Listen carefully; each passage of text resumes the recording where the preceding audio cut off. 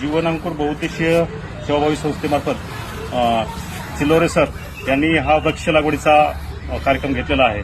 तर वृक्ष लागवडीमध्ये सगळ्या प्रकारचे वृक्ष या ठिकाणी त्यांनी लागवड केलेली आहे। आपण या ठिकाणी थांबलो ती स्मशानभूमी आहे। स्मशानभूमीत जायला जनरली सगळ्यांना भीती वाटते, पण या ठिकाणी एवढं रम्य वातावरण सरांनी तयार केलेलं आहे।